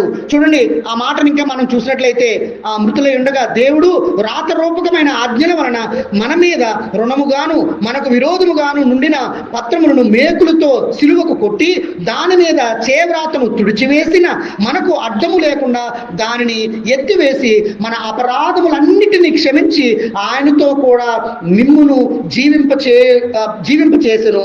ఆయన ప్రధానులను అధికారులను నిరాయుధులుగా చేసి సిలువ చేత జయోత్సాహముతో వారిని పట్టి తెచ్చి బాహాటముగా వేడుకకు కనపరచెను. అర్థమైందండి? దేవుడి యొక్క విషయంలో మనం అంత భయంకరమైనటువంటి పాపాత్ములమై ఉన్నటువంటి మనల్ని ఆయన మన పాపములన్నింటినీ కూడా ఆ సిలువ మరణంలోనే కలిపివేసి విజయోత్సాహముతో బాహాటంగా ఎక్కడ కూడా దాపడం లేదు. ఇదిగో పలానాయన చనిపోయాడు, లేకపోతే పలానాయన 3 రోజులు ఆ సమాధిలో ఉంటే మళ్ళీ తిరిగి లేపినట్టు లేస్తాడంట అని ఎదురు చూడటం, ఇలాంటి ఏవి కూడా రహస్యంగా ఉంచడం కూడా ఏది లేదు, అంతా బాహాటంగానే. యేసుక్రీస్తు రహస్యంగా ఎక్కడ సమాధి చేయబడలేదు, యేసుక్రీస్తు రహస్యంగా ఎక్కడా సిలువ వేయబడలేదు, యేసుక్రీస్తు ఎక్కడా కూడా రహస్యంగా పునరుద్ధానం అనేటువంటిది లేదు. ఆయన పునరుద్ధానం అయిన తర్వాత అనేక మందికి కనిపించి ఉన్నాడు. అపోస్తలుడైన పౌలు గారు కొరింథీయుల సంఘాలకి ఆయన ఆ రూఢిగా చెప్తున్నాడు. ఒక ధర్మశాస్త్రం తెలిసినటువంటి ఆయన, కంఠోపాఠంగా తెలిసినటువంటి ఆయన, ఒక న్యాయ వ్యవస్థ అనేటువంటి దాన్ని చూడకుండా కంఠోపాఠంగా అప్పచెప్పగలిగేటువంటి అపోస్తలుడైన పౌలు గారు కొరింథీయులు అనేటువంటి బలమైనటువంటి వారికి చెప్తూ ఉంటున్నాడు, యేసుక్రీస్తు పునరుద్ధానం అనేటువంటిది చాలా నిజము. అది ఆయన నిరూపించుకుని ఉన్నాడు. నీకు నాకు కూడా అలాగే పునరుద్ధానం అనేటువంటిది ఆయన ఇస్తాడు. దీన్ని మనం అందరం కూడా నమ్మాలి. నమ్మి ఎవరైతే నమ్మి బాప్తీసం పొందుతారో, ఏంటి నమ్మి? సిలువలో మరణించి ఉన్నాడని, మన పాపములన్నీ కూడా ఆ సిలువకు కొట్టి ఆయన పాపములన్నింటినీ కూడా తుడిచివేసి ఉన్నాడని ఎవరైతే నమ్మి బాప్తీసం పొందుతాడో వాడేమవుతాడంట? రక్షింపబడును. నమ్మని వానికి ఏం కలుగుతుందంట? శిక్ష విధింపబడును. మరి ఇంకా నీకేం రుజువు కావాలి? ఇంకా నేను నమ్ముతాను, నేను ఎప్పుడో సంవత్సరానికి ఒకసారి సెలబ్రేట్ చేస్తాను, నాకు రక్షణ వచ్చిందని బాహాటంగా ఓన్లీ ఈస్టర్ పండుగ రోజునే నేను చెప్తానని అనుకుంటే అది నీ అవివేకము. అది దేవుడు నచ్చినటువంటిది కాదు, దేవుడికి ఇష్టమైనటువంటిది. అందుకని శిష్యులందరూ అంటున్నారు, మేము ప్రకటించగలిగేటువంటి ప్రతి ఒక్కటి కూడా మేము అబద్ధం చెప్పినట్టుగానే ఉంటుంది, మీరు నమ్మకపోయినట్లయితే. మరి నువ్వు ఏమి నమ్మి నువ్వు బాప్తిసం పొందుకున్నావు? నువ్వేం నమ్మి నువ్వు రక్షణ పొందుకున్నావు? క్రీస్తు యొక్క పునరుద్ధానమే కదా. ఆ పునరుద్ధానాన్ని జ్ఞాపకం చేసుకోవడానికి ప్రభురాత్రి భోజనం తీసుకుంటున్నావు కదా. మళ్ళీ నీ దానికోసం మళ్ళీ ఇంకో పండుగ ఏంటి? అవునా కదా? వాళ్ళు నిరూపించారు, వీళ్ళు నిరూపించారు, ఇవన్నీ చేయడం ఏంటి? ఇదంతా కాదు. నువ్వు ప్రతిసారి కూడా క్రీస్తు యొక్క పునరుద్ధానాన్ని నువ్వు జ్ఞాపకం చేసుకోవడానికే ఆయన మనకి ఇచ్చినటువంటిది ఈ ప్రభురాత్రి భోజనం. ప్రియమైనటువంటి బిడ్డలారా, మనుషులు వాడుక చొప్పున, ఆచారాల చొప్పున, మరి ఇంకొక దాని చొప్పున, లేకపోతే పితరుల యొక్క ఆచారాల చొప్పున పాటించడానికి ఇది మరింకోటో కాదు. ఇది దేవుడు పరలోక రాజ్యానికి వెళ్ళేటువంటి మార్గము. దీన్ని మనుషుల యొక్క ఊహ చేత కానీ, మనుషుల యొక్క పురాతనమైనటువంటి ఆచారాల చేత కానీ మార్చబడదు. ఇది ఎవ్వరూ కూడా దీన్ని బలోపేతం చేయగలిగేటువంటిది ఉండదు. దేవుడు వలన మాత్రమే ఇది కలిగింది. ఇది దేవునిది తూచా తప్పకుండా మనం చేసినప్పుడే, నమ్మినప్పుడే మనకి పరలోక రాజ్యం మనకి స్వాస్థ్యంగా వస్తుంది. ప్రేమైనటువంటి ఒక మాట చూద్దాం మనం. రోమిలు రాసినటువంటి పత్రిక 1వ అధ్యాయం 3వ వచనం చూడండి ఒకసారి. రోమిలు రాసినటువంటి పత్రిక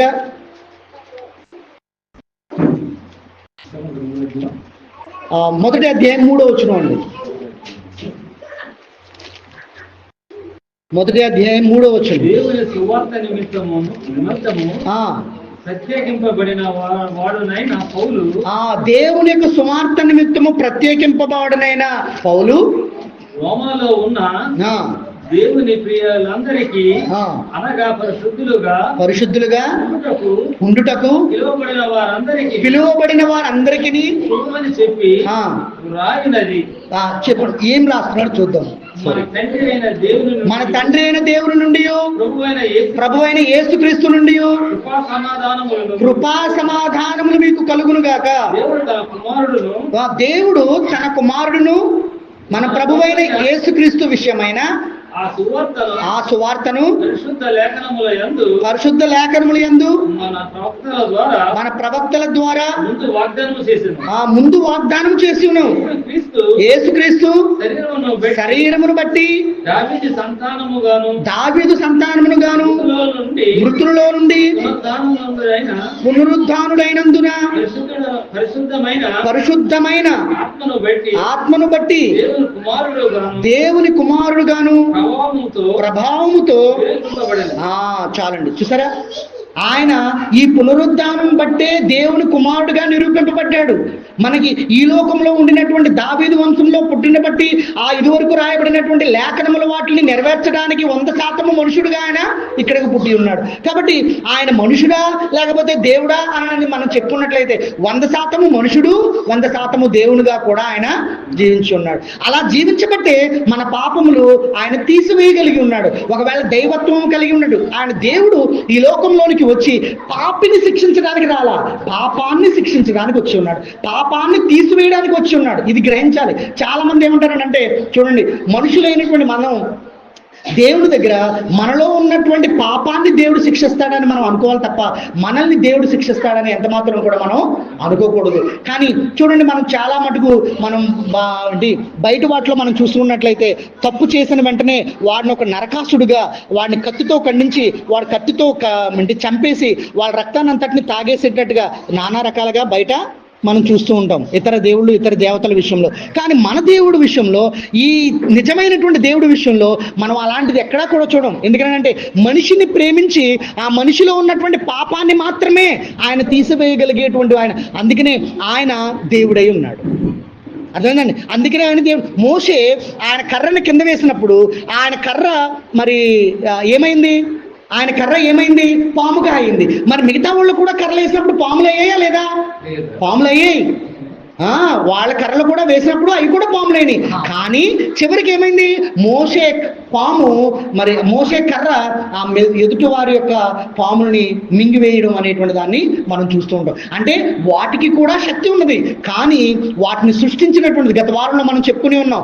ఏంటి? అదృశ్యమైనటువంటి వాటిని, దృశ్యమైనటువంటి వాటిని, ఈ లోకంలో ఉన్నటువంటి మరి అధికారులను, మరి దేవతలను, దూతలను, వీటిలన్నింటినీ కూడా సృష్టించినది దేవుడే అని మనం గమనించి ఉన్నాం. కాబట్టి మరి అలాంటి శక్తివంతుడైనటువంటి ఆయన మన కోసం 100% మనుషుడిగా వచ్చి మనల్ని ప్రేమించి మన కోసం ఆయన త్యాగపరిచి ఆయన మళ్ళీ తిరిగి పునరుద్ధరణై ఉంటే ఆయన గురించి సంవత్సరానికి ఒకసారి నువ్వు అది సెలబ్రేట్ చేసుకోవడం, లేకపోతే దాని గురించి నువ్వు ధ్యానించడం అనేటువంటిది చాలా దేవునికి అవమానం. అది ప్రేమైనటువంటి బిడ్డలారా, మనం ప్రతిసారి ఆయన ధ్యానించాలి, ప్రతిసారి ఆయన జ్ఞాపకం చేసుకోవాలి, ప్రతిసారి ఆయనకి స్మరణకు తెచ్చుకోవాలి. అలా చేస్తేనే మనకి ఆశీర్వాదం. ప్రేమైనటువంటి బిడ్డలారా, ఒక మాట చూడండి, కొరింథీయులకు రాసిన 2వ పత్రిక చూడండి ఒకసారి. కొరింథీయులకు రాసిన 2వ పత్రిక 5వ అధ్యాయం 22వ వచనం. 5వ అధ్యాయం 22వ వచనం. అమ్మా 21వ వచనం చదవండి ఒకసారి అయితే.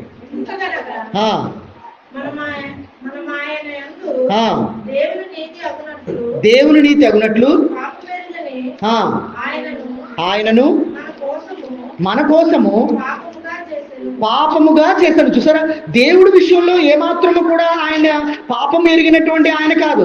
మన కోసమే ఆయన పాపమును కలిగినటువంటి వాడుగా నింద ఆయన అనుభవించి ఉన్నాడు. ప్రేమైనటువంటి బిడ్డారా, ఇంకా అది చివరి వరకు చదవము ఒకసారి. అంతే ఉంది, ఆయన పాపముగా చేయబడి ఉన్నాడు. అది ఒకసారి మొదటి లైన్ చదవము ఒకసారి.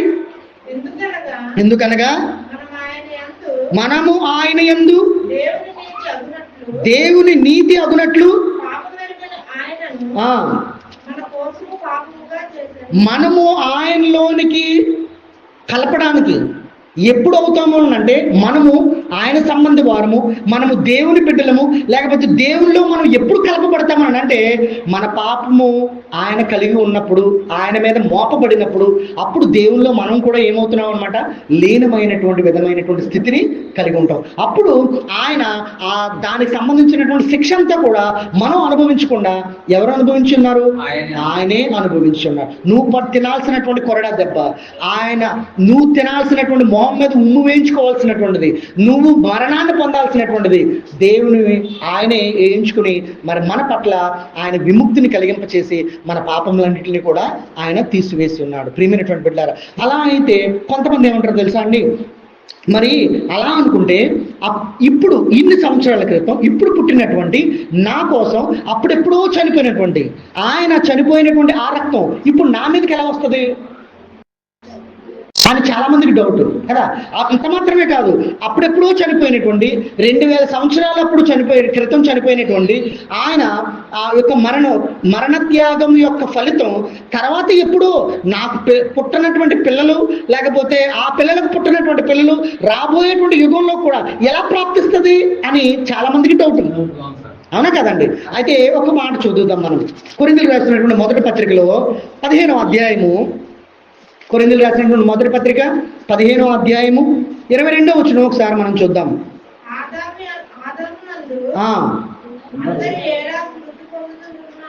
ఆదామునందు ఎందరూ ఎలా మృతి పొందుతూ ఉన్నారో అలాగుననే క్రీస్తునందు అందరూ బ్రతికింపబడు. ఇప్పుడు మనకి మరణం అనేటువంటిది అప్పుడెప్పుడో ఆదాము చేసినటువంటి తప్పు వల్ల అప్పుడెప్పుడు దేవుడికి వ్యతిరేకంగా జీవించినటువంటి ఆదాము వల్ల వచ్చినటువంటి మరణం, అప్పుడు లేనటువంటి మనం కూడా ఇప్పుడు మృతి పొందుతున్నాము లేదా? దేనివల్ల నీకు మృతి వస్తుంది, దేనివల్ల నీకు మరణం అనేటువంటిది వస్తుంది అన్నంటే అప్పుడు ఆదాము చేసినటువంటి దేవునికి వ్యతిరేకమైనటువంటి ఆ పని వలననే ఎలాగైతే ఇప్పుడు పొందుతున్నామో అలాగనే ఈ ఆదాము అనబడినటువంటి క్రీస్తు వలన కూడా మరణం అనేటువంటిది జయించబడినటువంటి ఆ పునరుద్ధానం నీకు నాకు కూడా వస్తుంది, తర్వాత తరం వారికి కూడా వస్తుంది అనేటువంటి విషయాన్ని మనం గ్రహించాలి. ఇంకొక ఉదాహరణ చెప్తాను మన లైవ్లో మనం జరిగేటువంటి విషయానికి. ఇప్పుడు జ్వరానికి ఒక పారాసెటమాల్ అనేటువంటి ట్యాబ్లెట్ కనిపెట్టారు. ఎప్పుడు కనిపెట్టారు? అది కనిపెట్టినప్పుడు ఎప్పుడు కనిపెట్టారంటే సంవత్సరం చెప్పొద్దులే. ఆ కనిపెట్టినప్పుడు మనం ఉన్నామా? లేవు కదా, మనం బతికేలేము, మనం పుట్టేలేము. మన తాతలో ఎప్పుడో అప్పుడు కూడా వాళ్ళు ఉండుండరు అది కనిపెట్టినప్పుడు. మరి అప్పుడెప్పుడో కనిపెట్టిన టాబ్లెట్ ఇప్పుడు జ్వరం వస్తే ఇప్పుడు నువ్వు వేసుకుంటే నీకు అది అప్లై అవుతుందా లేదా? నీ జ్వరం తగ్గుతుందా లేదా? అలాగే అప్పుడెప్పుడో క్యాన్సర్కి ముందు కనిపెట్టినటువంటిది అప్పుడెప్పుడో దేనికో కనిపెట్టింది. అప్పుడు కనిపెట్టినప్పుడు నువ్వు లేవు, అప్పుడు దాన్ని తయారు చేసినప్పుడు నువ్వు లేవు, కానీ అప్పుడు తయారు చేసిన దాన్ని ఇప్పుడు నమ్మకంతో దాన్ని నువ్వు వేసుకుంటుంటే ఎలాగైతే నీకు తగ్గుతుందో అలాగే నువ్వు పుట్టినప్పుడు, నువ్వు కలిగి లేనప్పుడు అప్పుడు చేసినటువంటి క్రీస్తు యొక్క బలియాగం వల్ల వచ్చినటువంటి ఆ పునరుద్ధానం వలన కలిగినటువంటి ఆ విముక్తి ఈ రోజున నీకు తర్వాత వారికి కూడా ఆ దాన్ని నమ్మి విశ్వసించి బాప్తిసం పొందితే అది కూడా వాళ్ళకి ప్రాప్తిస్తుంది. దాన్ని మనం కలిగి ఉంటే దేవుడి ఎడల ఎప్పుడూ మనం నమ్మకంతోనే ఉంటాం. అపనమ్మకం అనేటువంటిది ఎట్టి పరిస్థితుల్లో కూడా మనకి కలగదు. ప్రియమైనటువంటి బిడ్డలారా, మా తమ్ముడు వాళ్ళ దగ్గరికి నేను వెళ్ళినప్పుడు ఆ అమ్మాయికి ఎలా అంటే ఉండి ఇంకా మొత్తం బాడీ అంతా కూడా చచ్చిపడిపోతుంది, రోజు మంచం మీదే ఉంటుంది. మా తమ్ముడు వాళ్ళ ఆవిడ, అన్నయ్య ఇలా అయిపోతుంది, స్కానింగ్లు తీయించాము, అన్ని తీయించాము, మా సిటీ స్కాన్ తీయించాము, అన్ని లివరు కిడ్నీలు మొత్తం అన్ని కూడా స్కాన్ చేయించాం, ఎక్కడా కూడా ఏది కూడా ఎంత ప్రాబ్లం ఉన్నట్టుగా ఏది కలగట్లేదు. కానీ అయితే ఇంకొకటి కూడా చేశాము, ఇది అంతా మామూలే మనం చేసేటువంటిది. అయితే ఎక్కడైతే ప్రార్థన చేస్తుంటే స్వస్థపడతా ఉంటాయో వాళ్ళందరి దగ్గరికి తీసుకెళ్తాడంట మా తమ్ముడు. అందరి దగ్గర తీసుకెళ్తుంటే వాళ్ళు ప్రార్థన చేసి అంటున్నారంట, ఇదిగో ఓ నల్లగా ఉన్నటువంటి చీకటి ఇప్పుడే మీ గుమ్మల నుంచి వెళ్ళిపోతున్నట్టుగా మేము చూస్తున్నాం అని అంటున్నారంట వాళ్ళు. ఆ అమ్మాయి చచ్చుపడిపోయినట్టుగా ఉండిపోయినటువంటి అమ్మాయికి ఇంకా ఆవిడ అంటుందంట, ఏమండి ఇంకా నా పరిస్థితి అయిపోయింది, పిల్లలు జాగ్రత్త, అంతా జాగ్రత్త అని అప్పగింతలు చెప్పేస్తుంది. ఇంకా వీడు కూడా ప్రార్థన చేస్తుంటే నాకు కూడా ఏదో అనిపిస్తుంది అని అంటున్నాడంట. వీడు కూడా ఇది గుమ్మల నుంచి నిజమే ఏదో నల్లగా ఉన్నటువంటి ఆడది ఎవరో వెళ్తున్నట్టుగా నాకు కనిపిస్తుంది అని అంటున్నాడంట. వీడు కూడా ఏమండి ఎంతమందికి కనిపిస్తుంది, ఎన్నిసార్లు వెళ్ళిపోతుంది అది లోపల నుంచి బయటికి? ఏమండి నేను ఒకటే చెప్పాను, క్రీస్తు అనేటువంటి ఆయన నా గురించి పునరుద్ధానం పొందినటువంటి ఆయన ఎవరి ద్వారానో నీకు చెప్పడం కాదు, నీకు కావాల్సింది, మీకు నాకు అందరికీ కావాల్సింది బైబిల్లో ఆయన పొందుపరిచి చివరిలో ఆయన ఏం చెప్పాడంటే, ఇంకా నేను నీతో చెప్పాల్సింది ఏమీ లేదు, ఇంకా నువ్వు నాతో చెప్పాల్సింది ఏమీ లేదు, ఇంక ఏది కూడా లేదు, అంతా సమాప్తం అయిపోయింది. శుభం కాటేసిన తర్వాత సింహాల్లో ఇంకా కూర్చున్నట్టు ఉంటుంది. ఒరే శుభమోని వచ్చిందిరా లేచి వెళ్ళిపోరా అని అంటే, అబ్బాయి లేదండి ఇంకా నేను 100 రూపాయలు ఇచ్చాను, ఎంత ఉంటుందండి టికెట్ అంతా? ఏదో మొత్తానికి ఒక 500 లేకపోతే 1000 రూపాయలు, లేకపోతే ఎప్పుడో నేను చిన్నప్పుడైతే 15 రూపాయలతో వెళ్ళాను. మరి అయితే అంత డబ్బులు కట్టాను నేను, ఎట్టి పరిస్థితుల్లో కూడా నాకు శుభం వేసినా కుదరదు, ఇంకా వేయాలంటే అక్కడ కూర్చుంటే ఎత్తడం, ఇంకా ఎట్టి పరిస్థితుల్లో రాదు. అరే నువ్వేం చేస్తున్నావు? ఇది అయిపోయిన తర్వాత ఇంకా నాకు వస్తుంది, ఇంకా నాకు ఎత్తది, ఇంకా దేవుడు నాకు ఏదో బైబిల్లో లేనిది ఇంకా ఏదో నాతో చెప్తాడని నువ్వు దేవుడి దగ్గర కనబడుతూ ఉంటున్నావు. దేవుడు అంతా కూడా చెప్పిన తర్వాత, అయ్యో నేను ఇంత చేసిన తర్వాత కూడా వీళ్ళు ఇంకా గ్రహించకుండా వాళ్ళు ఏమంటున్నారనంటే, నువ్వు కిందకి రా, నువ్వు మాకు అద్భుతం చెయ్యి, నువ్వు అప్పుడు మమ్మల్ని కూడా రక్షిస్తావని మేము నమ్ముతాము అని ఏదేదో రకరకాలుగా మాట్లాడుతున్నారు వీళ్ళు. సిలువలో ఉన్నప్పుడు వీళ్ళు ఏదేదో రకరకాలుగా మాట్లాడుతున్నారు. వీరేం చేయుచున్నారో వీరు ఎరగట్లేదు అని చెప్పి, తండ్రి నా ఆత్మను నీకు అప్పగిస్తున్నాను, ఇక్కడతో సమాప్తమై ఉన్నది అన్న తర్వాత క్విక్ మనలేదు. ఇంకా అదేనా అని కానీ ఇంక ఏమనలేదు. యేసుక్రీస్తు సమాప్తమై ఉన్నది అని చెప్పి ఇంకంతే మౌనం అయిపోయి తలవాల్చేసి ఉన్నాడు. అక్కడతో అయిపోయింది అంతే. నీకు ఇంకా బైబిల్లో లేనిది, ఇంకా ఏదో లేనిది, దేవుడు ఇంకా ఏదో నిన్ను ఉద్ధరించడానికి, నీకేమి చెప్పడానికి ఆయన సిద్ధంగా లేడు. నీకేమన్నా కావాలనంటే, నువ్వేమన్నా ఇంకా తెలుసుకోవాలని అనుకుంటే, ఎలా జీవించాలని తెలుసుకోవాలని అనుకుంటే, ఇంకా ఏదన్నా చూపించాలని అనుకుంటే, అన్ని బైబిల్ గ్రంథంలోనే ఉన్నాయి. ఆయన లిఖించి ఉన్నాడు. దాన్ని నువ్వు చదివి, నువ్వు గ్రహించుకుని దేవుని యొక్క చిత్తం ఏంటో నువ్వు తెలుసుకోవాలి తప్ప, నువ్వు కళ్ళు మూసుకుని నీలో ఉన్నటువంటి భావాలు, నీలో ఉన్నటువంటి ఆలోచనలు, నీలో ఉన్నటువంటి స్థితి నువ్వు ఊహించేసుకుని నీ ఊహాగానాల్ని దేవుడి మీద రుద్ది జనాల్ని మోసపుచ్చినట్లయితే దానికి శిక్ష మాత్రం ఖచ్చితంగా పరలోక రాజ్యంలో మనం అనుభవిస్తాం. ప్రియమైనటువంటి బిడ్డలారా, అది ఏదైనప్పటికీ కూడా అందుకని దేవుని దగ్గర మనం చాలా జాగ్రత్తగా ఉండాలి. దేవుని దగ్గర మనం ఎప్పుడూ కూడా ఎలర్ట్గా ఉండాలి. దేవుడు చెప్పినటువంటి మాటను మాత్రమే మనం చేయాలి. ప్రియమైనటువంటి బిడ్డలారా, ఒక్క మాట నేను ముగించేస్తాను. ఒకే ఒక మాట. మనం ఇందాక చదువుకున్నటువంటి పేతురు రాసినటువంటి మొదటి పత్రికలో 5వ అధ్యాయము 6వ వచనం చూడండి. పేతురు రాసినటువంటి మొదటి పత్రిక 5వ అధ్యాయము 6వ వచనం.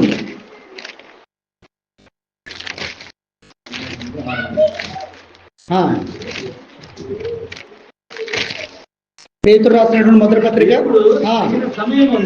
దేవుడు తగిన సమయమందు మిమ్మును హెచ్చించినట్లు ఆయన బలిష్టమైన చేతి కింద దీన మనస్కులై ఉండండి. అంతే. దేవుని దగ్గర ఆయన తగిన సమయం వచ్చేంత వరకు మనం దీన మనస్కులే ఉండాలే తప్ప మనల్ని మనం ఎంత మాత్రం కూడా హెచ్చించుకుని నేను ప్రార్థన చేస్తే ఇది, నేను ప్రార్థన చేస్తే నాది అనుకునేటువంటి విధంగా ఎంత మాత్రం కూడా ఉండకూడదు. కొంతమంది చెప్తూ ఉంటున్నారు కదా, ఇదిగో నేను ప్రార్థన చేస్తే మీ వాళ్ళు ఇలాగైపోయారు, నేను ప్రార్థన చేస్తే వాళ్ళు అలాగైపోయారు, మళ్ళీ నీ గురించి నన్ను ప్రార్థన చేయమంటావా? ఈడెవడు అసలు ఆ ఎదుటోళ్ళు చేయడానికి, ఎదుటోళ్ళు ఇది చేయడానికి ఈడెవడు అసలు?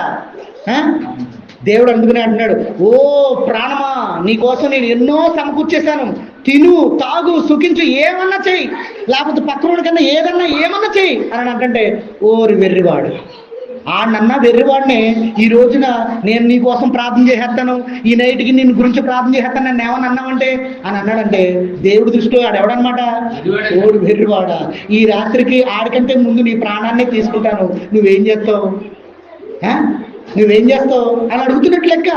దేవుని దగ్గర ప్రార్థనతో ఎదుటి వాడిని సవాలు చేయగలిగేటువంటి పరిస్థితి మనకేమాత్రం లేదు. దేవుడు ఏమంటాడు తెలుసా? నువ్వు మౌనమై ఉండు.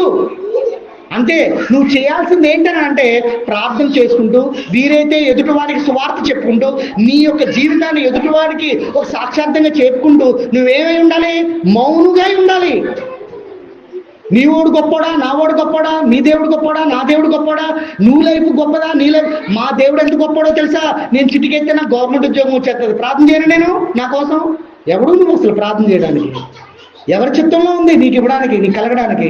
నీ చేతుల్లో నా చేతుల్లో ఏమీ కూడా లేదు, దేవుని యొక్క చేతిలో మాత్రమే ఉంది. నువ్వు నేను కూడా ఏదైనా కూడా మౌనముగా ఉండడమే మనం చేయాల్సినటువంటి పని. ఎప్పటి వరకు మౌనంగా ఉంటున్నాడు ఆయన?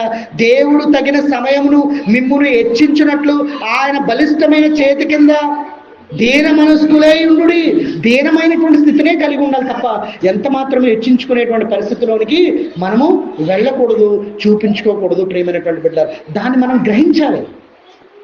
ఒకే ఒక మాట చూడండి, హెబ్రీయులు రాసినటువంటి పత్రిక, ఒక మాట, హెబ్రీయులు రాసిన పత్రిక 2వ అధ్యాయము, ఈ ఒక్క మాటే, 2వ అధ్యాయము 13వ వచనం చదవండి. 13, 14 వచనాలు చదువుకుందాం.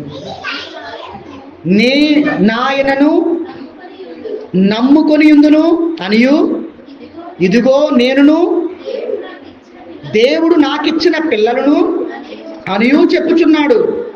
కాబట్టి ఆ పిల్లలు రక్త మాంసములు గలవారైనందున ఆ ప్రకారమే మరణము యొక్క బలము గలవానిని, అనగా అపవాదిని మరణము ద్వారా నశింప చేయుటకు జీవితకాలమంతయు మరణ భయము చేత దాస్యమునకు లోబడిన వారిని విడిపించుటకును ఆయన కూడా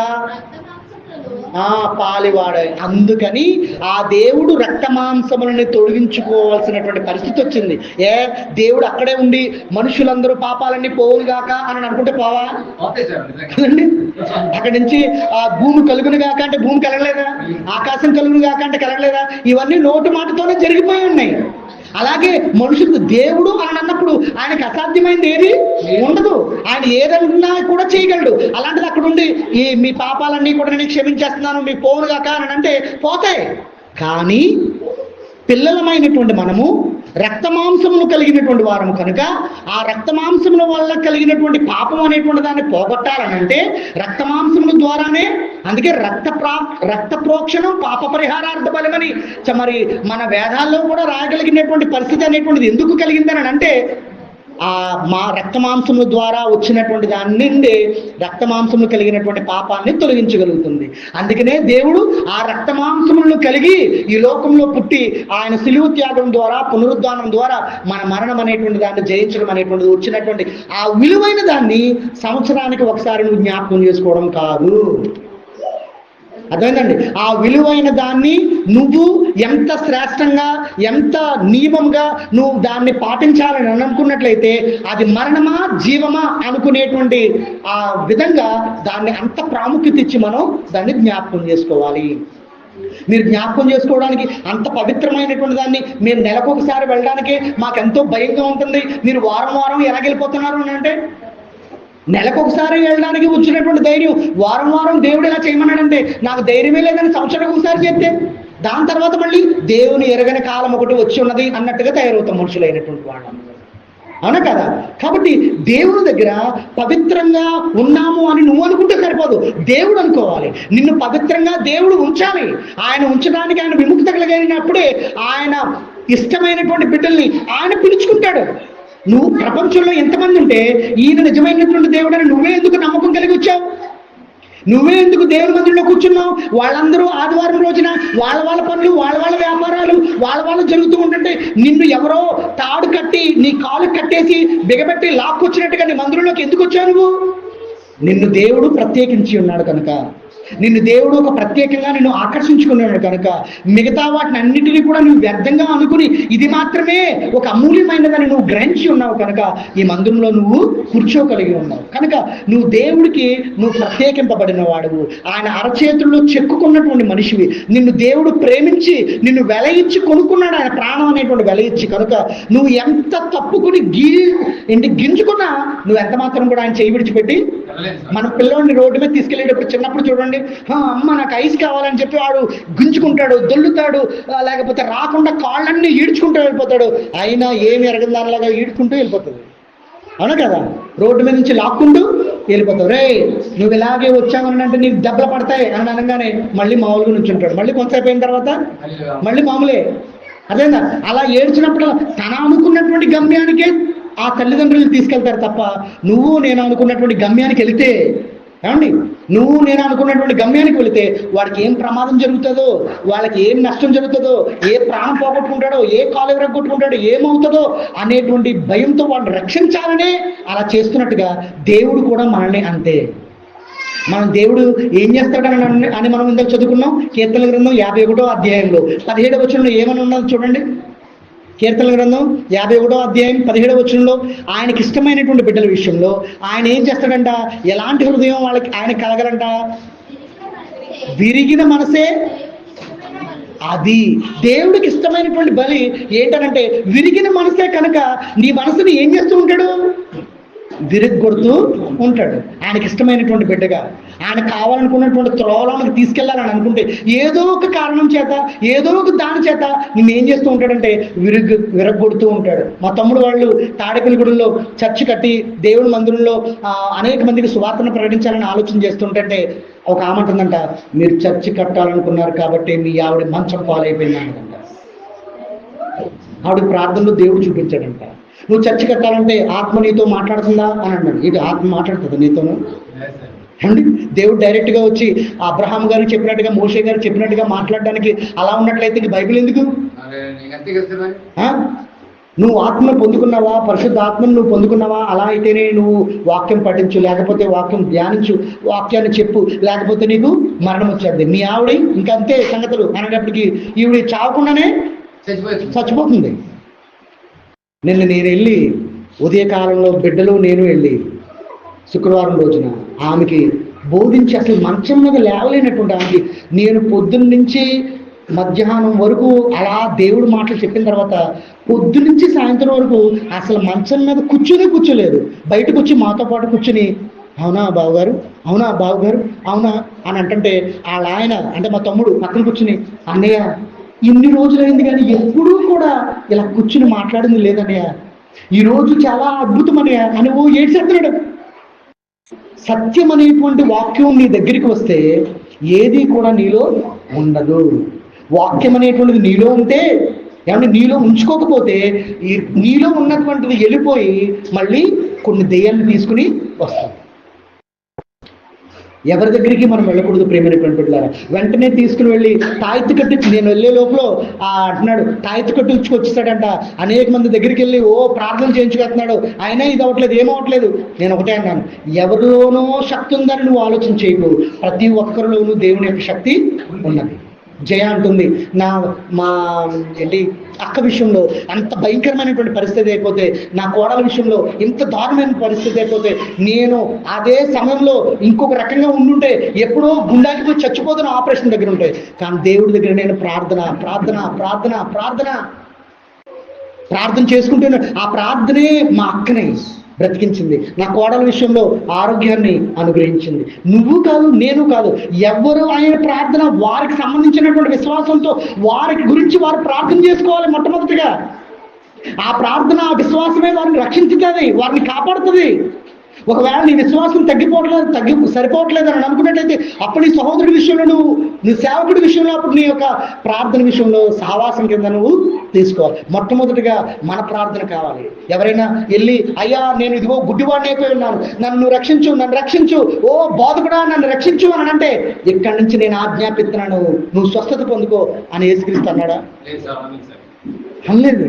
నీకు విశ్వాసం ఉందా? నేను స్వస్థపరుస్తానని, నేను స్వస్థపరగొడుతున్నావని నీకు విశ్వాసం ఉందా అని మొట్టమొదటిగా ప్రతి ఒక్కరిని అడిగాడు. కానీ ఒకళ్ళని అడగలేదు. ఎవరిని తెలుసా? ఒక వేదవరాలు తన కుమారుడు చనిపోయిందని పాడి కట్టుకుని వెళుతూ ఉంటుంటే ఆమె మీద చూచి జాలిపడి ఆమెను అడగల విశ్వాసమాన్ని. అదేనా అవన్నీ కూడా ఏంటంటే దేవుడికి అక్కడ మార్గ మధ్యలో వేరే పని మీద వెళుతుంటే మార్గ మధ్యలో వితౌట్ అపాయింట్మెంట్ మధ్యలో కొన్ని జరిగినాయి. అర్థమైందండి? ఆ దేవుడికి యాక్చువల్గా ఆయన అనుకున్నటువంటి అపాయింట్మెంట్ లేదు, ఆయన వేరే మార్గం గుండా వెళ్తున్నాడు. కానీ అక్కడ ఓ పేద విధవరాలు, దేవుని ఎరగనటువంటి ఆమె, దేవుని గురించి తెలియనటువంటి ఆమె ఆ మార్గం గుండా అలా వెళ్తుంది. ఒకవేళ యేసుక్రీస్తు గురించి తెలుసుంటే, యేసుక్రీస్తు నిజమైనటువంటి దేవుడు అని తెలుసుంటే, ఆమె ఒక యూదురాలని అనుకుంటే పక్కనే యేసుక్రీస్తు జనసమూహంతో వెళుతూ ఉంటుంటే ఆ పక్కనున్న ఆయన వదిలిపెడుతుందా కదా? మరి ఆ యొక్క గుడ్డివాడు ఎలాగైతే ఓ బోధకుడా అని అడుగుతుంటాడే, గుడ్డివాడు నువ్వు మౌనంగా ఉండు, ఆయన ఏదో పనిలో ఉన్నాడు అని శిష్యులు గద్దించి రాలేదా? అలా గట్టిగా అరవలేదా? అలా మరి ఈవిడు కూడా, ఈ విధవరాలు కూడా దేవుడి చేత అయ్యో బోధకుడా నా కుమారుడు చచ్చిపోయాడు, ఒకడు కుమారుడు, నేను విధవరాలుగా ఉన్నాను, మీరు ఎలా అయినా బతికించు అని అడిగేది కదా. కానీ ఆయన వితౌట్ అపాయింట్మెంట్, ఆమె ఏమీ అడగకుండా, ఆమె ఏమి విశ్వాసం అనేటువంటిది ఏది చూడకుండా, ఏదీ లేకుండా ఆమె మీద చూచి జాలిపడి ఆ పాడిని ముట్టగా బ్రతికి ఉన్నాడు. అలాంటి ఏమీ అడగకుండానే, విశ్వాసం లేకుండానే అలా చేయగలిగేటువంటి అద్భుతం కలిగినటువంటి దేవుడి విషయంలో నువ్వు అడిగితే, అంత బాధతో, అంత కుమిలిపోయినటువంటి హృదయంతో దేవుడి దగ్గర నువ్వు అడిగితే ఇవ్వకుండా దేవుడు ఉంటాడా? వాళ్ళెవరి దగ్గరికి వెళ్ళి, వీళ్ళెవరి దగ్గరికి వెళ్ళి ఏదో రాయించుకుని, ఏదో కొట్టించుకుని, ఏదో చంపించుకుని, ఏదో నానా రకాలు, ఇవన్నీ కూడా ఒక బిజినెస్ టెక్నిక్గా నీకు తెలిసినప్పటికీ కూడా నీలో ఉన్నటువంటి వీక్ పాయింట్ని ఆధారం చేసుకుని సాతానుడు నిన్ను ఏం చేస్తాడంటే మోసం చేయడానికి ప్రయత్నం చేస్తూ ఉంటాడు. దాని వలలో పడిపోకుండా క్రీస్తు యొక్క మాట చొప్పునే దేవుల్లో మనం నిలిచి ఉండాలి. క్రీస్తు యొక్క మాట చొప్పునే మన దేవుల్లో బ్రతికి ఉండాలని నన్ను నేను హెచ్చరికను కలుగు చేస్తూ నీకు హెచ్చరికను కలుగు చేస్తున్నాను. కొద్ది వాక్యము దేవుడు దీవించుగాక. మీ అందరికీ వందనాలు. పరలోక తండ్రి, ఈరోజు మీ అందరినీ